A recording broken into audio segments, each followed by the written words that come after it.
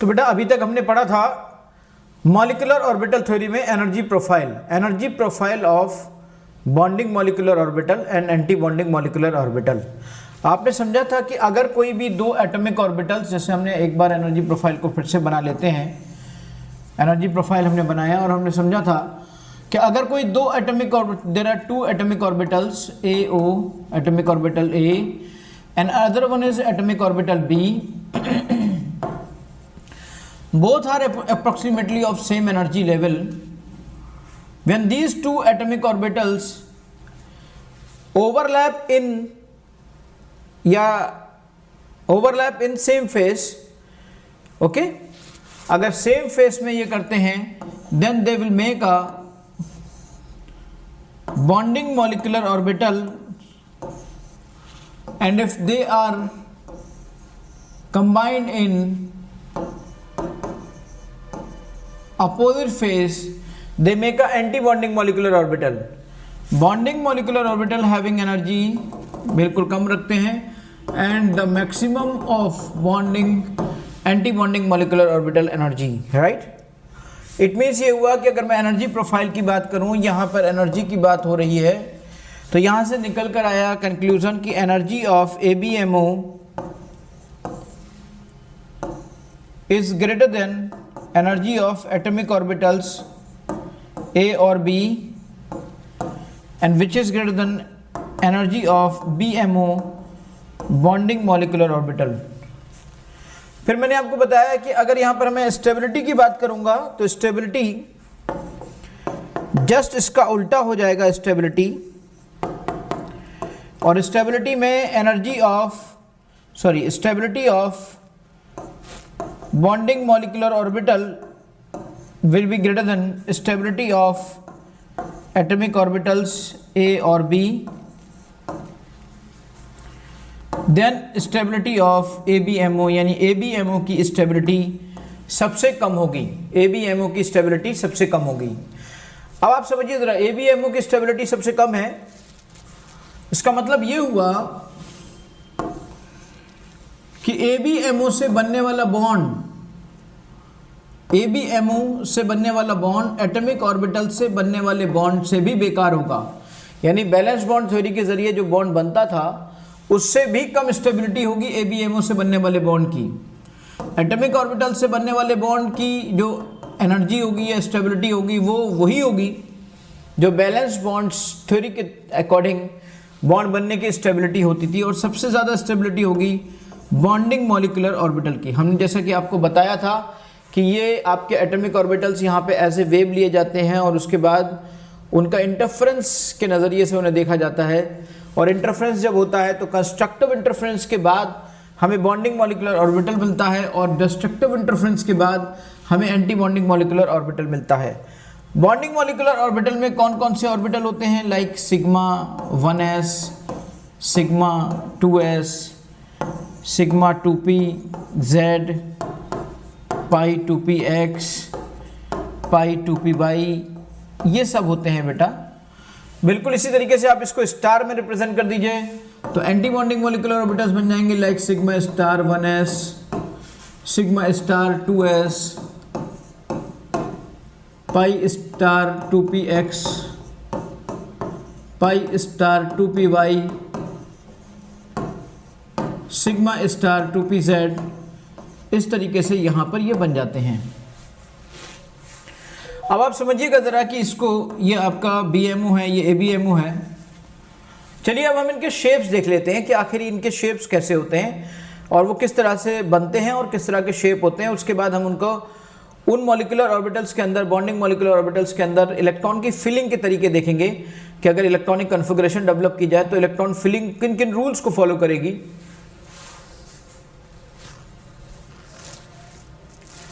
Shape देख लेते हैं। शेप, सबसे पहले शेप देखते हैं, शेप ऑफ BMO, यानी कि सिग्मा, एक काम कर लेते हैं, से शेप ऑफ हम 1s कर लेते हैं पहले, सिग्मा 1s और सिग्मा 2s। सिग्मा 1s और सिग्मा 2s की शेप लगभग एक ही जैसी होगी बेटा।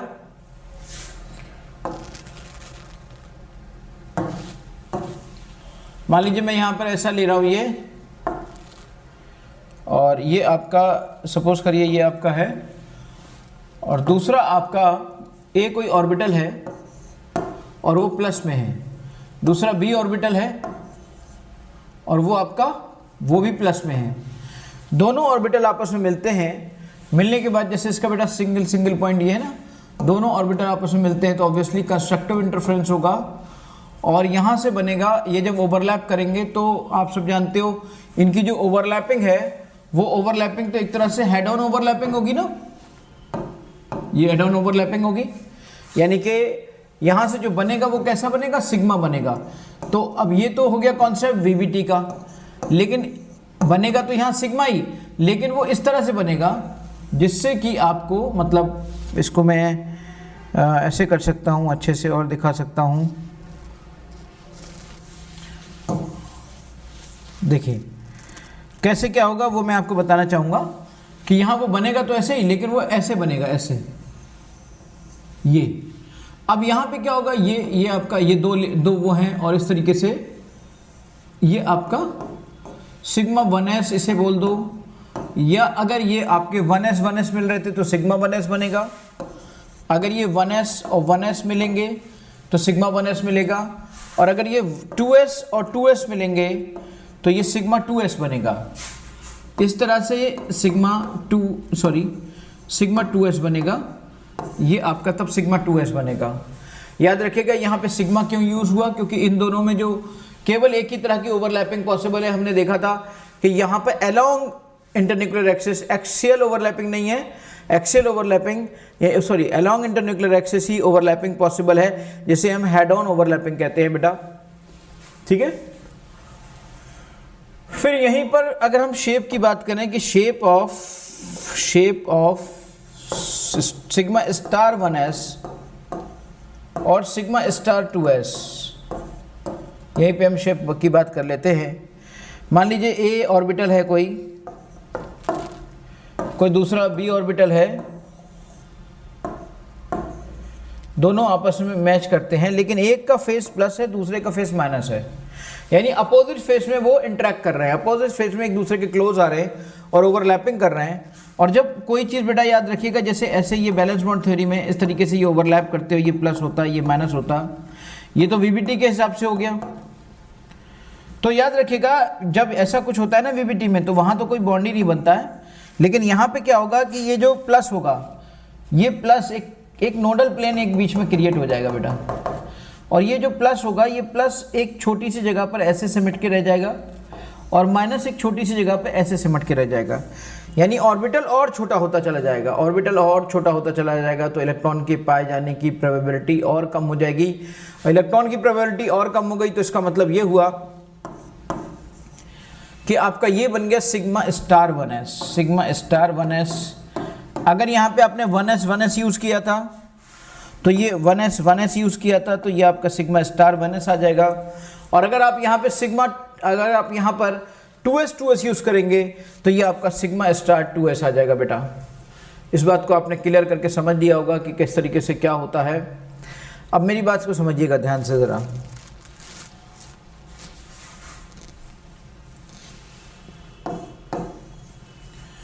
अगर ये आपका ऐसे होता कि ये 2s है और ये प्लस है, और ये आपका ऐसे होता ये 2s है और ये माइनस है, और अगर ये ओवरलैप करता तो यहाँ पर क्या होता, डिस्ट्रक्टिव इंटरफ्रेंस होता। और डिस्ट्रक्टिव इंटरफ्रेंस होता तो क्या होता, डिस्ट्रक्टिव इंटरफ्रेंस होने से फिर यहाँ पे एक बात निकल के आती, डिस्ट्रक्टिव इंटरफ्रेंस होने से एक बात निकल के आती कि भाई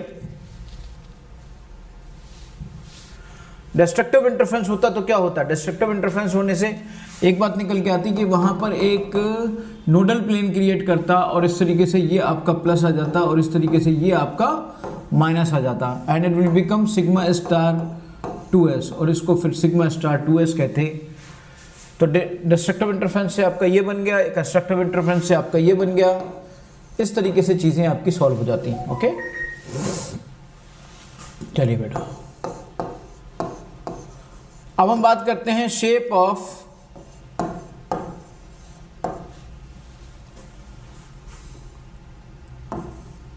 पाई 2px और पाई 2py। ये एक ही बात है। आप चाहे shape pi two P X की ले लीजिए या पाई टू पी वाई की ले लीजिए, आप सब जानते हो। देखो मैं आपको बताऊं, यहाँ पर एमओटी में बॉन्डिंग मॉलिक्यूलर ऑर्बिटल थ्योरी में बेटा जेड को हॉरिजॉन्टल लेते हैं और वाई और एक्स को परपेंडिकुलर लेते हैं। ये एमओटी का कॉन्सेप्ट होता है, वैसे तो आप कहीं भी ले सकते हो। तो अगर मैं यहाँ पे इनको एक्स या वाई को परपेंडिकुलर लेता हूँ, if I am taking perpendicular to this all things, like मान लीजिए आपने यहाँ पर 2px ले लिया, ये आपने 2px ले लिया, ये आपका 2px है मान लीजिए, और इसी तरीके से 2px दूसरा भी आ गया आपका, दूसरा 2px आपका, या दूसरा 2px आपका ये आ गया। और इस 2px ने, दूसरे 2px ने क्या करेगा, दूसरा 2px क्या करेगा भाई, ये आप देखिए ना, इस तरह की ओवरलैपिंग हो गई, पार्शियल ओवरलैपिंग हो रही है, लिटरल ओवरलैपिंग हो गई है। और इस ओवरलैपिंग के बाद अगर ये आपके प्लस और माइनस और माइनस यानी सेम फेस में चीज़ें हैं, तो ऊपर का प्लस प्लस मर्ज कर जाएगा और नीचे का माइनस माइनस मर्ज कर जाएगा।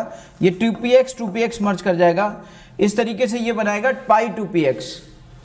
जब पाई 2px बनाएगा तो यहाँ कोई नोडल प्लेन नहीं है, ये बस ये दोनों बड़ा सा, ये आपका थोड़ा बड़ा सा हो जाएगा इस टाइप से, ऐसे ये थोड़ा बड़ा सा हो जाएगा प्लस, और इस टाइप से ऐसे आपका ये थोड़ा सा माइनस जो होगा वो आपका बड़ा सा हो जाएगा नीचे की तरफ इस तरीके से, ये आपका नीचे की तरफ इस तरीके से बड़ा सा हो गया, और ये आपका बन गया पाई 2px और पाई 2py। अगर आप x लेते हो तो आपका 2px आएगा। अगर आप 2py लेते हो, अगर मान लीजिए आपने कहा कि नहीं ये तो हम इस परपेंडिकुलर एक्सिस को, मान लीजिए हम इस परपेंडिकुलर एक्सिस को कैसे लेंगे, हम परपेंडिकुलर एक्सिस को ऐसे नहीं लेंगे बल्कि हम तो ऐसे लेंगे। किसी ने कहा हम इसे x लेंगे, किसी ने कहा हम इसे y लेंगे, है ना बेटा। तो ये पाई 2px आ गया आपका, पाई 2px आ गया। और अगर ये आपका y हो जाए, चलिए मैं एक और अलग से बना के दिखा देता हूँ, क्या ज़रूरत है उसी चीज़ को समझाने की। पाई 2px और पाई 2py बिल्कुल एक जैसे होते हैं। यहाँ पे देखिए ना, जब भी कभी प्लस होगा तो बड़ा प्लस क्रिएट हो गया। क्या मतलब हो रहा है, मतलब हो रहा है कंस्ट्रक्टिव इंटरफ्रेंस हो रहा है। जब भी कभी कंस्ट्रक्टिव इंटरफ्रेंस होगा तो इस तरह की सिचुएशन होगी, कंस्ट्रक्टिव इंटरफ्रेंस होगा तो इस तरह की सिचुएशन होगी। और अगर डिस्ट्रक्टिव इंटरफ्रेंस होता ना, ये माइनस माइनस का मिलना भी कंस्ट्रक्टिव इंटरफ्रेंस ही है, क्योंकि सेम फेस की चीजें मिल रही हैं। अगर अपोजिट फेस की चीजें मिलेंगी तो डिस्ट्रक्टिव इंटरफ्रेंस होगा।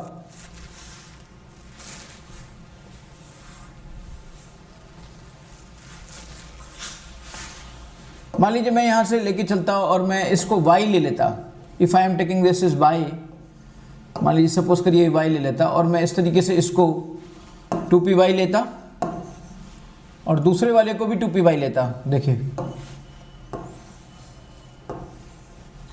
और यहां पर मैं ओवरलैपिंग होती, ये ओवरलैपिंग तो पाई बनाती ना, और ये प्लस था, ये भी प्लस होता, ये माइनस था, ये भी माइनस होता। तो ऐसी सिचुएशन में अगर बनता तो क्या बनता, ज़रा मुझे बताएं।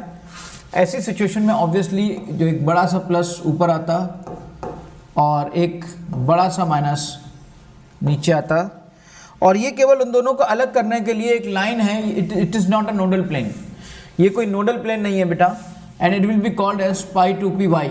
इसको हम पाई 2py कहते हैं।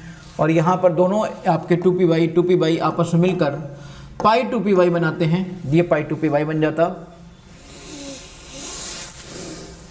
ठीक है, चलिए सवाल उठा कि सर ये पाई स्टार 2px या पाई स्टार 2py कैसे बनता है, पाई स्टार 2px या पाई स्टार 2py कैसे बनता है।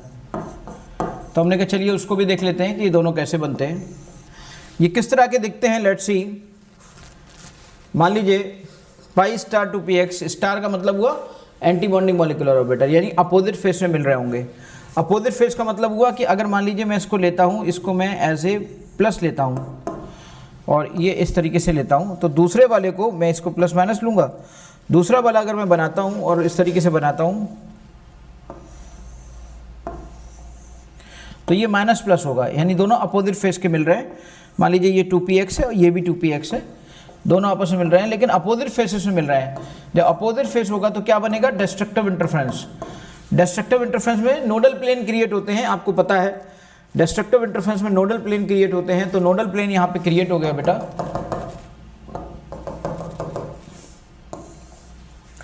ये नोडल प्लेन आपका क्रिएट हो गया।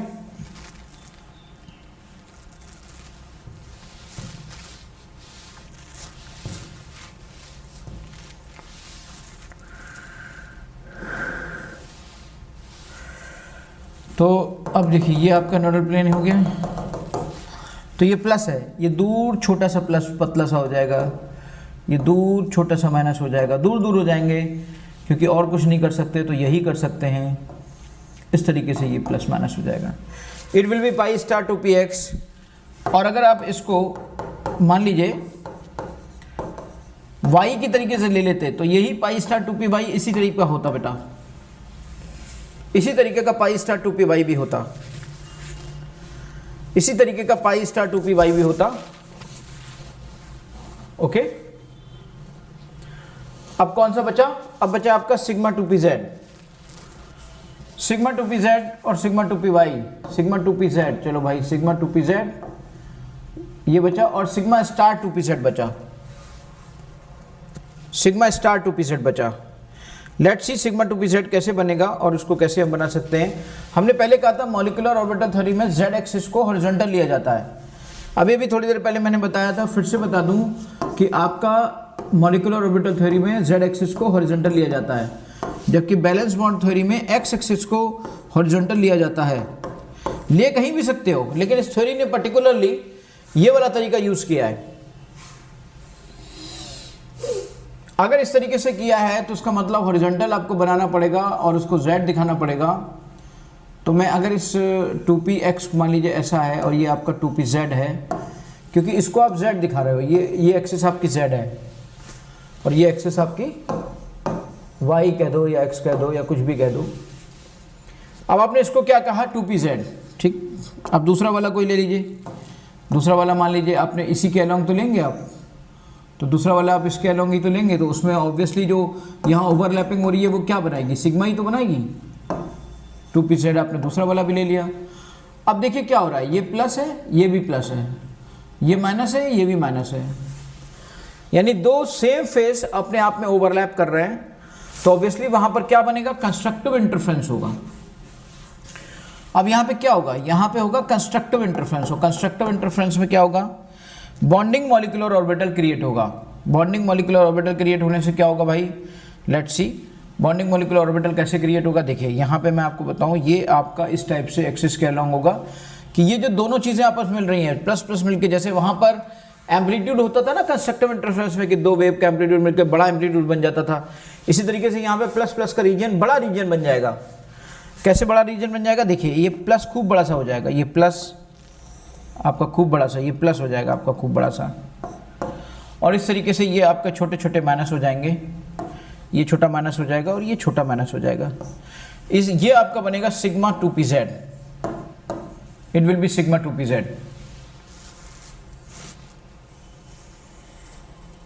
It will B sigma 2pz। सवाल उठा कि सर अगर ये सिग्मा 2pz है तो सिग्मा स्टार 2pz कैसा होगा? तो मैंने कहा उसको भी देख लेते हैं भाई, सिग्मा स्टार 2pz कैसा होगा। सिग्मा स्टार 2pz कैसा होगा? सिग्मा स्टार 2pz की बात अगर करें तो सिग्मा स्टार 2pz कैसे बनेगा? डिस्ट्रक्टिव इंटरफ्रेंस से बनेगा 2pz। अब आप समझिएगा ज़रा, यहाँ पे सिग्मा बन रहा है, 2pz हो रहा है, तो इसका मतलब अलोंग एक्स एक्सिस ही, अलोंग जेड एक्सिस ही, और ये आपका x है, ये आपका y है, ठीक। अब आपने यहाँ पे क्या किया, ये आप देखिए, आपने इस तरीके से ये 2pz ही लिया और ये प्लस लिया, ये माइनस लिया, और दूसरा भी आपने 2pz ही लिया, लेकिन बस लिया क्या? यहाँ प्लस नहीं लिया, यहाँ माइनस ले लिया, यहाँ प्लस ले लिया। तो अब मिलने वाले एक दूसरे के अपोजिट फेस में आ गए। जब मिलने वाले ओवरलैप करने वाले एक दूसरे के अपोजिट फेस में आ गए, जबकि होगा यहाँ पर भी हेड ऑन ओवरलैपिंग ही, तो हेड ऑन ओवरलैपिंग होगी तो बनेगा यहाँ पर भी सिग्मा ही, लेकिन सिग्मा बनेगा एंटी बॉन्डिंग वाला। तो एक प्लेन क्रिएट हो जाएगा, एक नोडल प्लेन क्रिएट हो जाएगा बेटा। और ये जो देखो, अभी याद रखो हमेशा, डिस्ट्रक्टिव इंटरफ्रेंस रीजन को घटाता है और कंस्ट्रक्टिव इंटरफ्रेंस रीजन को बढ़ाता है। यहाँ पर अगर मैं इन चीज़ों को देखूँ कि कौन क्या करेगा, तो आप देखो ना, ये प्लस छोटा सा हो जाएगा, प्लस छोटा सा हो गया, ये यहाँ पर माइनस छोटा सा हो गया, और ये एरिया आपका दूर वाला बड़ा हो गया, दूर वाला बड़ा हो गया। इस तरीके से ये नोडल प्लेन होगा, and this will be called as sigma 2pz। इसको हम कहेंगे सिग्मा 2pz बेटा। अब आपका ये कहलाएगा सिग्मा 2pz, ये कहलाएगा सिग्मा 2pz। आप फॉलो करिए इस चीज़ को कि ये सिग्मा 2pz कहलाएगा। आपने हर तरह से हर बॉन्डिंग मॉलिक्यूलर ऑर्बिटल और एंटी बॉन्डिंग मॉलिक्यूलर ऑर्बिटल्स, इन सब के शेप्स को आपने देख लिया। शेप्स आपके सामने, सारे के सारे शेप्स आपके सामने हैं कि कौन सा शेप किस तरीके का है, ये आपने देख लिया बेटा। अब सवाल इस बात का उठता है कि ये बॉन्डिंग मॉलिक्यूलर ऑर्बिटल और एंटी बॉन्डिंग मॉलिक्यूलर ऑर्बिटल का इलेक्ट्रॉनिक कॉन्फ़िगरेशन क्या है, मतलब कैसे इसमें इलेक्ट्रॉन फिल किए जाएंगे, हाउ इलेक्ट्रॉन्स आर फिल्ड, इसमें कैसे इलेक्ट्रॉन्स फिल किए जाएंगे। अगर ये सवाल उठता है कि इसमें इलेक्ट्रॉन्स कैसे फिल किए जाएंगे, इलेक्ट्रॉन फिलिंग इन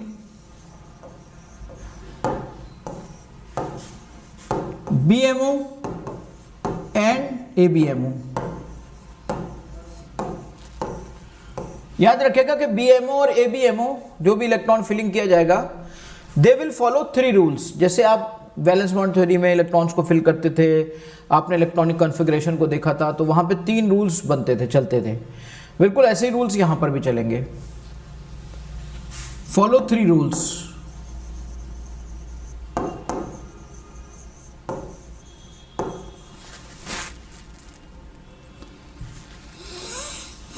कौन से वो 3 रूल्स होंगे, इनका सवाल उठता है कि कौन से 3 रूल्स होंगे। तो मैं कहूंगा कि वो 3 रूल्स जो होंगे, they will be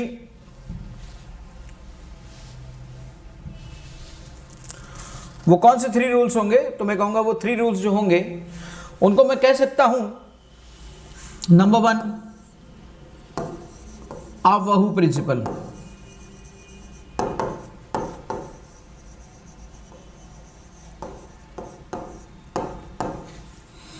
number 2 Hund's rule of maximum multiplicity,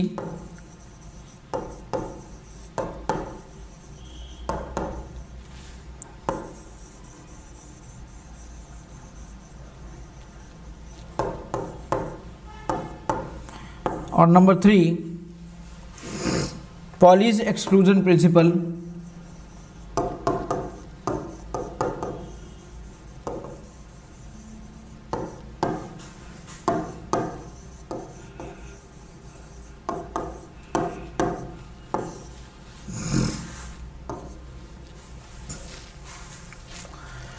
तो ये आपका हो गया अवाहू प्रिंसिपल, ये हो गया Hund's rule of maximum multiplicity, और ये हो गया पॉलीज एक्सक्लूजन प्रिंसिपल।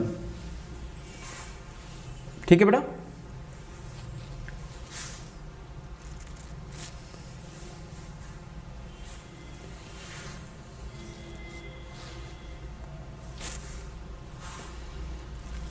इनको देखते हैं हम एक एक करके। अवाहू का रूल हम क्या कहते हैं कि इलेक्ट्रॉन्स आर फिलिंग इन, हम सबको पता है, इसको बार बार बताने की जरूरत है, in increasing order of their energies, increasing order of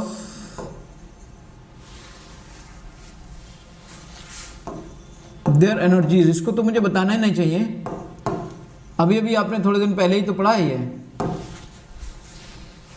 दूसरा है आपका हुंड्स रूल। हुंड्स रूल क्या कहता है? हुंड्स रूल कहता है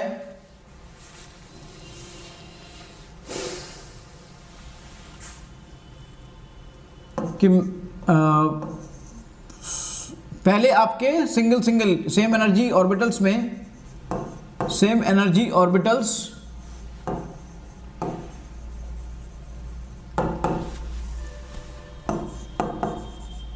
first of all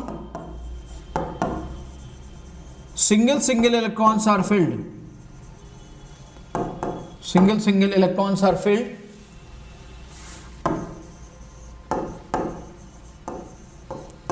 then pairing starts,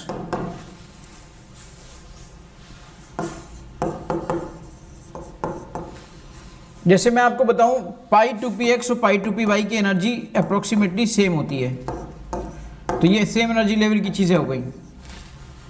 तो अगर हमारे पास 2 ही इलेक्ट्रॉन हो जो इसमें फिल करने हैं, there are only 2 electrons which I have to fill, तो आप पहले एक काम करिए, पहले इसमें सिंगल भरिए और फिर सिंगल भरिए। अगर 3 है तो फिर तीसरा पेयरिंग फिर ऐसे तीसरा जाएगा, 4 है तो फिर ऐसे जाएगा। ये जैसे आपका होता है, या जैसे आपका ये पाई स्टार 2px और पाई स्टार 2py होता है, इन दोनों की एनर्जीज भी लगभग इक्वल होती हैं बेटा। तो मैंने फिर आपको बताया कि अगर क्या होगा, there are only last 2 electrons to fill single electron. अब 3 होते तो आप इसमें 2 भर देते, इसमें 1 भर देते, लेकिन अगर 2 ही हैं तो फिर आप 2 इसमें एक साथ नहीं भर सकते। अगर आपने 2 एक साथ भर दिए, जैसे मान लीजिए ये है आपका, इस सेम एनर्जी के मॉलिक्यूलर ऑर्बिटल्स हैं, इनमें आपने 2 एक साथ भर दिए, तो ये गलत हो जाएगा। अगर 2 हैं तो उनको आप सिंगल करके फिल करिए, ओके। चलिए, फिर तीसरा रूल किसका है? तीसरा रूल है आपका पॉली का। पॉली कहते हैं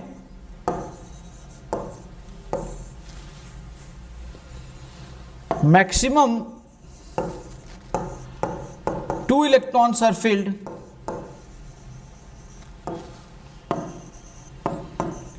इन BMO और ABMO। जैसे वहां पे होता था, किसी भी BMO और ABMO में मैक्सिमम 2 ही इलेक्ट्रॉन फिल किए जा सकते हैं, उससे ज़्यादा फिल नहीं किए जा सकते। इन सारे रूल्स को फॉलो करते हुए हम लोग BMO ABMO को अरेंज करेंगे बेटा।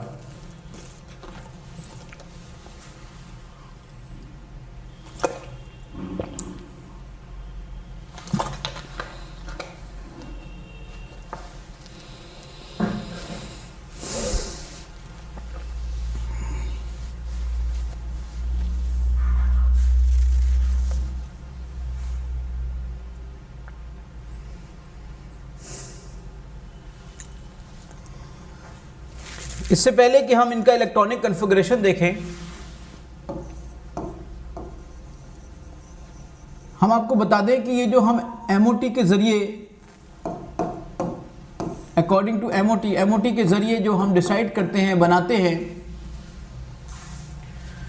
तो MOT के जरिए सिर्फ 20 इलेक्ट्रॉन सिस्टम को ही ये सिर्फ वैलिड है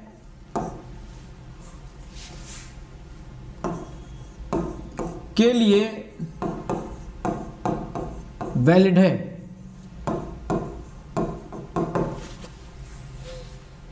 ये 21 इलेक्ट्रॉन सिस्टम के लिए वैलिड नहीं है। ये MOT का जो इलेक्ट्रॉनिक कॉन्फ़िगरेशन है, ये 21, 24 या किसी ऐसी स्पीसीज में हो जाए, तो बेटा स्पीसीज यहां पर कई तरह की हो सकती हैं। होमोन्यूक्लियर स्पीसीज,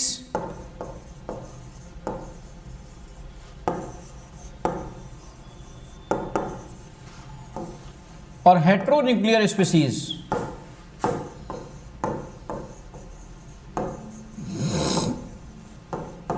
जिनके लिए इस इलेक्ट्रॉनिक कॉन्फ़िगरेशन को हम देखेंगे। होमोन्यूक्लियर स्पीसीज मतलब 2 सेम एटम से मिलकर बनने वाले मॉलिक्यूल।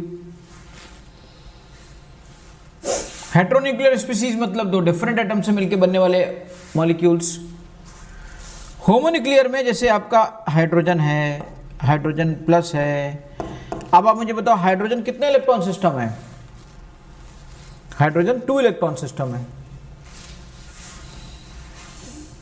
ये 2 इलेक्ट्रॉन सिस्टम है। H2 प्लस 1 इलेक्ट्रॉन सिस्टम है।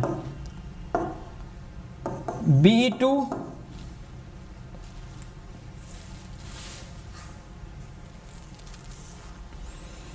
कि ये 4 होता है ना, इसका 1 का 4 का, तो ये 8 इलेक्ट्रॉन सिस्टम हो गया। ऑक्सीजन 1 का 8 होता है, तो 2 का 16 इलेक्ट्रॉन सिस्टम हो गया। और नाइट्रोजन 14 इलेक्ट्रॉन सिस्टम हो गया। और फ्लोरीन 18 इलेक्ट्रॉन सिस्टम हो गया। नाइट्रोजन प्लस 14 में से 1 निकल गया, 13 इलेक्ट्रॉन सिस्टम हो गया। ऑक्सीजन प्लस कितना हो गया? 15 इलेक्ट्रॉन सिस्टम हो गया। O2 माइनस कितना हो गया? 17 इलेक्ट्रॉन सिस्टम हो गया। N2 माइनस कितना हो गया 15 इलेक्ट्रॉन सिस्टम हो गया। तो देखिए आप इन सब में देखिए आप समझ गए कि इलेक्ट्रॉन सिस्टम में क्या बताना चाहता हूं। आप समझ गए ना। अब आप इनमें देखिए ये होमोन्यूक्लियर स्पीसीज है, ये हेटेरोन्यूक्लियर स्पीसीज हैं। हेटेरोन्यूक्लियर स्पीसीज का मतलब क्या होता है, डिफरेंट एटम्स मिलकर एक मॉलिक्यूल बना रहे हैं, स्पीसीज बना रहे हैं। लाइक मान लीजिए डिफरेंट एटम, जैसे ये सी एन है, सी और एन ने मिलकर, जैसे ये सी एन प्लस हो जाए या सी एन माइनस हो जाए, सी ओ हो जाए या सी ओ प्लस हो जाए या सी ओ माइनस हो जाए, एन ओ हो जाए, एन ओ प्लस हो जाए या एन ओ माइनस हो जाए। ये देखिए आप डिफरेंट आपके हेटेरोन्यूक्लियर स्पीसीज है बेटा। अब इन हेटेरोन्यूक्लियर स्पीसीज में अगर आपको ये देखना है कि कौन कितने इलेक्ट्रॉन सिस्टम है, उसके हिसाब से हम इसको डिसाइड करें। तो देखिए कार्बन के 6, नाइट्रोजन के 7, यानी 13 इलेक्ट्रॉन सिस्टम हो गया, और एक निकल गया तो यानी 12 इलेक्ट्रॉन सिस्टम हो गया, और एक आ गया तो यानी 14 इलेक्ट्रॉन सिस्टम हो गया। 8 6 14 यानी कि 14 इलेक्ट्रॉन सिस्टम हो गया। 8 6 14 में से एक निकल गया, 13 इलेक्ट्रॉन सिस्टम हो गया। 8 6 14 और एक और आ गया, 15 इलेक्ट्रॉन सिस्टम हो गया। 8 7 15 15 इलेक्ट्रॉन सिस्टम। 8 7 15 एक निकल गया, 14 इलेक्ट्रॉन सिस्टम। 8 7 15 और एक और आ गया, 16 इलेक्ट्रॉन सिस्टम। तो ये इस तरह की चेंजेस रहती हैं बेटा। अब यहाँ पे नियॉन की बात अगर मैं कर लूँ, नियॉन ऐसे, तो ये कितना हो जाएगा, ये 20 इलेक्ट्रॉन सिस्टम हो जाएगा कि नहीं। अब ये नियॉन 2 प्लस की बात मैं कर लूँ, नियॉन 2 प्लस, तो ये कितना हो जाएगा 19 इलेक्ट्रॉन सिस्टम। लेकिन अगर आप नियॉन 2 माइनस की बात करोगे तो ये हो जाएगा 21 इलेक्ट्रॉन सिस्टम। ये फॉर्मूला, ये चीज इस पर अप्लाइड नहीं है, क्योंकि जैसे ही आप 20 के बाहर गए तो ये एमओटी का जो कॉन्सेप्ट है ये उस पर अप्लाई नहीं है बेटा, याद रखिएगा इस बात को। तो हमने समझ लिया इलेक्ट्रॉनिक कॉन्फ़िगरेशन होता कैसे, हमने समझ लिया ये वैलिड कहाँ तक है, हमने समझ लिया कि वैलिड किस सिस्टम में है। अब यहाँ पर भी एक बहुत बड़ी बात है, बहुत अच्छी बात है। अभी आपको बड़ा टफ लगेगा, फिर मैं आपको बहुत छोटी सी ट्रिक दूंगा तो आपको बहुत आसान सा लगेगा ये।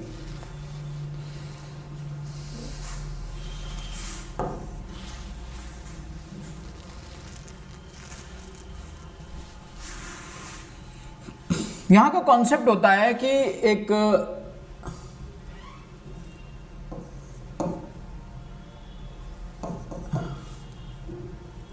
अगर हम ऑर्बिटल्स को अरेंज करें इंक्रीजिंग ऑर्डर में, एनर्जी का increasing order,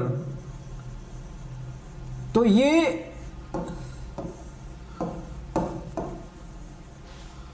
when total electron greater than 0 and less than और इक्वल टू 14, तब ये अलग होता है।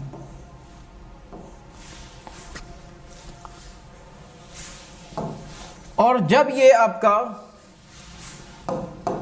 एनर्जी का इंक्रीजिंग ऑर्डर लिखा जाए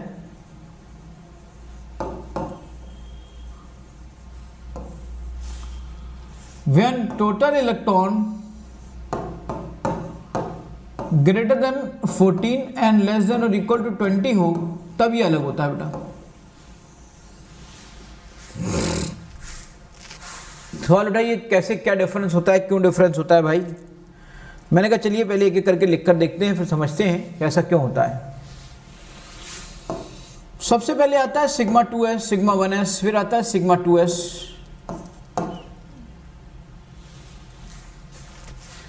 बाबा ट्रिपल बी ट्रिपल ए, यानी कि आप इसको ऐसे कर सकते हो, बाबा ट्रिपल बी ट्रिपल ए में देखिएगा सबसे पहले आता है आपका सिग्मा 1s, फिर आता है सिग्मा स्टार 1s, फिर आता है सिग्मा 2s, फिर आता है सिग्मा स्टार 2s, क्योंकि बॉन्डिंग मॉलिक्यूलर ऑर्बिटल से एंटी बॉन्डिंग की एनर्जी ज़्यादा होती है। फिर बेटा पाई 2px आता है और ये पाई 2py आता है। इसके बाद आता है सिग्मा 2pz और इसके बाद आता है पाई स्टार 2px। अभी आप देखिएगा फर्क कहां पर है, वो चीज़ आपको समझ में आएगी। पाई 2p/, इसके बाद आता है सबसे बाद में सिग्मा 2pz। एक तो आपने लिख दिया लेस देन 14 के लिए, अब हम ग्रेटर देन 14 के लिए लिखते हैं। और फिर देखिए, आप समझिए कि दोनों में फर्क कहां पर है। ग्रेटर देन 14 में जब आप समझेंगे तो यहां पे कौन सा कलर प्यारा आएगा, ग्रीन तो ग्रीन में दब सकता है, ग्रीन पे ब्लू डार्क खिलता हुआ कलर रेड आ सकता है। देखें अब यहां पर अगर हम देखें तो चलिए शुरू करते हैं। Sigma 1s, sigma star 1s, sigma 2s, sigma star 2s, फिर पता है क्या होगा, फिर आएगा सिग्मा 2pz। समझ में आ गया होगा आपको फर्क, यही फर्क है। पाई 2p/, pi star 2px, pi star 2p/, और सबसे ज्यादा एनर्जी पे आएगा सिग्मा 2 स्टार 2pz।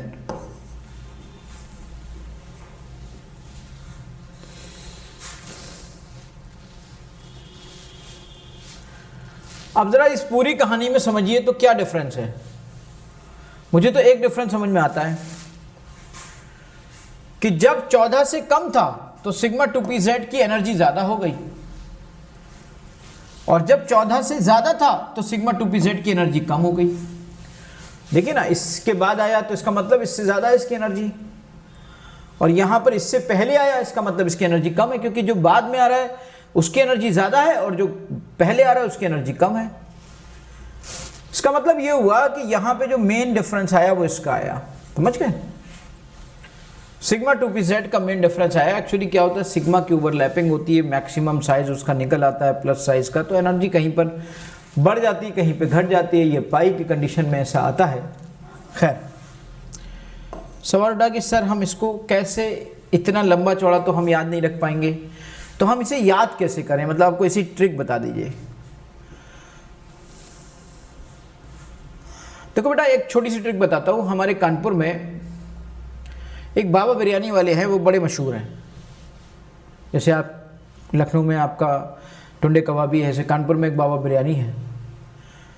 तो उसमें एक छोटी सी बात याद कर लीजिए आप कि वो आर्य नगर में उनकी एक शॉप है, तो उसमें बाबा बिरयानी वाले, बाबा बहुत बढ़िया बिरयानी वाले, आप आइए आर्य नगर, आप आइए आर्य नगर।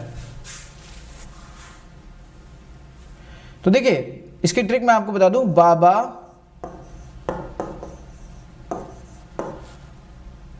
बढ़िया बिरयानी, बढ़िया बिरयानी वाले, बढ़िया बिरयानी वाले, आप आइए आर्य नगर।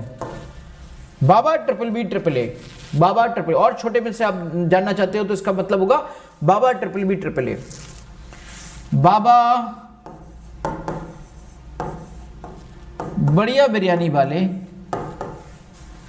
आप आइए आर्य नगर। अगर आप ध्यान से देखें तो यहां पर दोनों में एक बात बस दिखाई जा सकती है, इसको कैसे मैं बराबर करूंगा। देखिए यहां की एनर्जी दोनों की बराबर है, ये कौन है, ये दोनों बॉन्डिंग है, और बी ये जो बॉन्डिंग वाला है ये बाद में है, इसका मतलब ये दोनों पहले वाले हैं। तो मैं इसको इस तरीके से दिखा सकता हूं कि ये वाली जो एनर्जी है, देखिए ऐसे, ये वाली एनर्जी इसके बराबर है। और इन दोनों में डिफरेंस क्या है, इन दोनों में ये डिफरेंस है, बस जरा देखिएगा ध्यान से, आप ये सब भूल जाइए, अब बस इतना ध्यान रखिए, बस इतना ध्यान रखिए। बाबा BBBAA याद रखिएगा, 14 से कम पर ये जो आपका 3 में ये जो अंडरलाइन कर रहा हूं ना, ये पहले कर दो, और 14 से ज्यादा पर ये बाद में कर दो। अंडरलाइन का क्या मतलब है, अंडरलाइन का मतलब है सेम एनर्जी लेवल। यहां देखिए ये सेम एनर्जी लेवल, इन दोनों का सेम एनर्जी लेवल है, तो मैंने ये दोनों देखे, ये क्या है, इन दोनों का सेम एनर्जी लेवल है, तो ये क्या है, ये एंटी बॉन्डिंग है। स्टार जिस पे भी लिखा है वो एंटी बॉन्डिंग है, स्टार जिस पे नहीं लिखा है वो बॉन्डिंग है। अब मैं आपको बताऊं, कोई ऐसी चीज नहीं है जो कहीं लगे कहीं ना लगे, इसी से निकल के आया है ये। बस आपको थोड़ा सा इजी करने के लिए ये चीज़ों को मैं बताने की कोशिश कर रहा हूँ। आप यहाँ से समझ सकते हो कि आप किस तरीके से इस चीज़ को हम बताएंगे। देखिए bonding anti bonding, bonding anti bonding, यानी बा बा, bonding anti bonding, bonding anti bonding. फिर आया देखो उसके बाद कौन आया, बॉन्डिंग, फिर बॉन्डिंग आ गई। फिर देखो बॉन्डिंग बॉन्डिंग, इन दोनों की एनर्जी बराबर, देखो बॉन्डिंग बॉन्डिंग अंडरलाइन कर दिया मैंने, एनर्जी बराबर। एंटी बॉन्डिंग एनर्जी बराबर, और एंटी बॉन्डिंग वाला बाद में, उसकी एनर्जी उससे भी ज़्यादा। देखो बॉन्डिंग बा बा बा बा, बढ़िया बिरयानी वाले आप आइए आर्य नगर, है ना बेटा। किसको याद करते हैं अगर आप किसी भी मुसीबत में होते हैं तो किसी बाबा को याद करते हैं। चलिए बाबा, बाबा ट्रिपल बी ट्रिपल ए ऐसे भी कर सकते हो, बाबा बढ़िया बिरयानी वाले आप आइए आर्य नगर। आर्य नगर में इनकी शॉप है बहुत अच्छी, तो यहाँ पे मैं बात कर सकता हूँ बेटा बाबा बिरयानी वाले आप आइए आर्य नगर। दोनों का डिफरेंस क्या है, यहाँ पे कोई डिफरेंस नहीं है, यहाँ भी डबल ए के नीचे है, यहाँ भी डबल ए के नीचे है। डिफरेंस केवल इतना सा है कि 14 से कम है, तो ये जो 14 से कम है ना, तो ये अंडरलाइन में पहले लगा रहा हूँ, और 14 के बाद है तो अंडरलाइन बाद में लगा दो, 14 से पहले है तो अंडरलाइन पहले लगा दो, बस इतनी सी बात है। इतनी सी बात अगर दिमाग में रखते हो तो ये बात आप आराम से क्लियर कर सकते हो, समझ सकते हो कि भाई कैसे इसको सॉल्व किया जाएगा। इस ट्रिक का यूज करते हुए मैं आपको बार बार परेशान नहीं करूंगा कि इसमें इलेक्ट्रॉन्स भरूं, ये करूं, वो करूं। बड़ा सिंपल तरीके से आपको चीज़ों को कैलकुलेट कराता चला जाऊंगा कि भाई कैसे यहाँ पर कैलकुलेशन आसानी से होगी। जैसे मैं मान लीजिए सबसे पहले इस विवाद की जड़ कौन थी, ऑक्सीजन। अब ये 16 इलेक्ट्रॉन सिस्टम है, ये 16 इलेक्ट्रॉन सिस्टम किस में फिल किया जाएगा, इसमें या इसमें। तो मैंने कहा 14 से ज़्यादा वाला यानी कि 16 तो उधर आएगा, तो इस वाले को उधर फिल कर लो। ये विवाद की जड़ थी बेटा, इस विवाद की जड़ को पहले खत्म करो। इसी ने तो सब कुछ शुरू किया था, इसी की वजह से तो मॉलिक्यूलर ऑर्बिटल थ्योरी शुरू हुई थी। तो देखो मैंने पहले 2 इलेक्ट्रॉन्स सीधे इसमें भर दिए, 2 2 4 2 6 2 8 2 10 10 16 हैं, 6 अभी बचे हुए हैं, 6 बचे हुए हैं तो कोई टेंशन नहीं है, एक एक करके भरने की जरूरत नहीं है। 12 2 14, अब 2 बचे, ओनली 2 आर रिमेनिंग, और लेकिन 2 इक्वल एनर्जी के लोग बचे हुए हैं। तो अब आप 2 सीधे ऐसे नहीं फिल कर सकते, अब आपको सिंगल सिंगल भरना पड़ेगा, क्योंकि अब सिर्फ लास्ट में 2 ही बचे थे और सामने वाले ऑर्बिटल सेम एनर्जी के थे, इसलिए आपको सेम भरना पड़ा। आप समझ गए आप।